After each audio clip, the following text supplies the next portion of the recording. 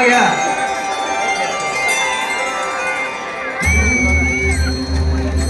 ते उन्मत्त झाले होते.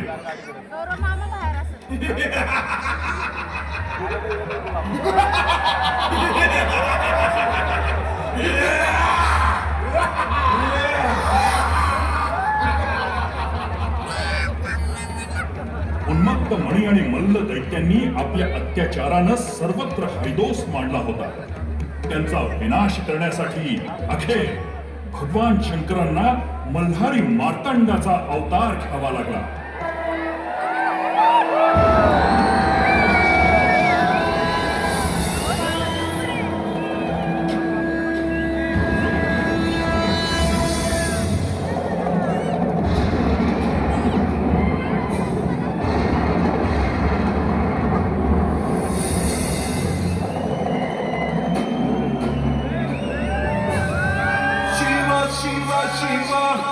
मल्हार सदा शिव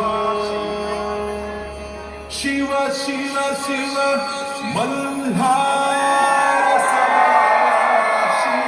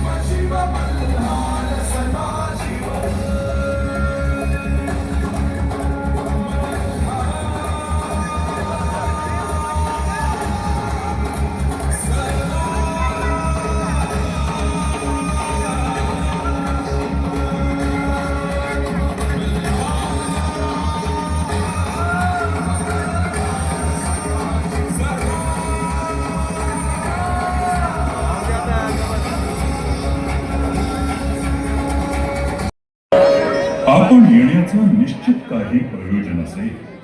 प्रयोजन काय? आपल्या दर्शनाची आस होती फक्त नारायण नारायण. आपण सर्व ज्ञानी आहात, सर्व शक्तिमान आहात.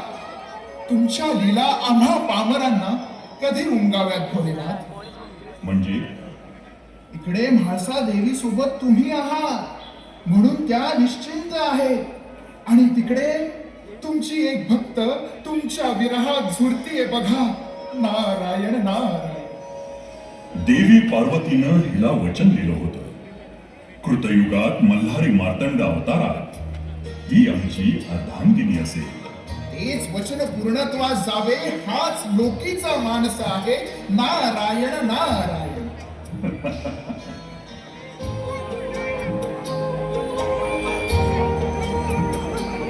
आपणा दोघांपैकी कुण्या एकाला विरहाचं दुःख अटळ आहे. सकल सृष्टीचे निर्माता करता करविता तर आपण आहात स्वामी.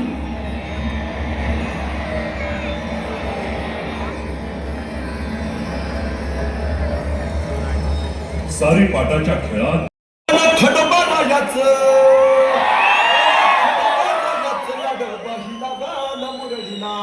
लागल मुरळीला याडपाशी लागलवा गेला. लागल मुरळीला याडपाशी लागलवा. जेजुरी समपुण्य क्षेत्र ह्या नाही धरणीवरी, अन तिथ नांदतो सदानंद हर उंच डोंगरी गडावरी.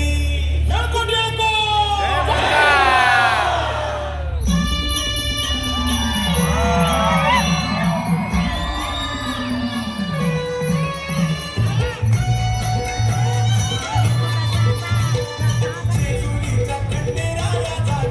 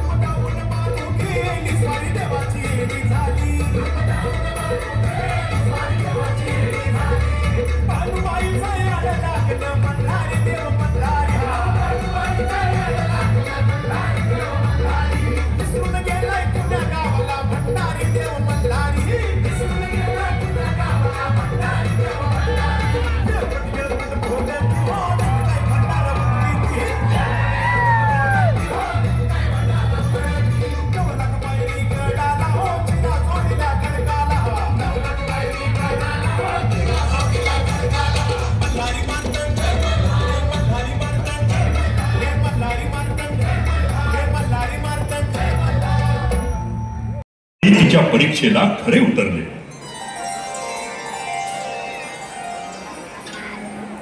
देवा, महादेवाच्या या मार्तंड अवतारात त्यांना किती दिव्यातून जावं लागतं. देवी सरस्वती ह्या अवतारात त्यांनी मनुष्य देह धारण केला. त्यामुळे मनुष्याच्या सगळ्या सुखदुःखाच्या फेऱ्यातून त्यांना जावंच लागेल. नारायण नारायण.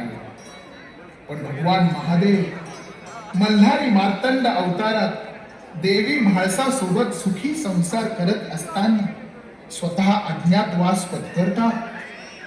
त्यामागे निश्चितच काहीतरी हेतू आहे. नारायण नारायण. रोमांचित झाला होता.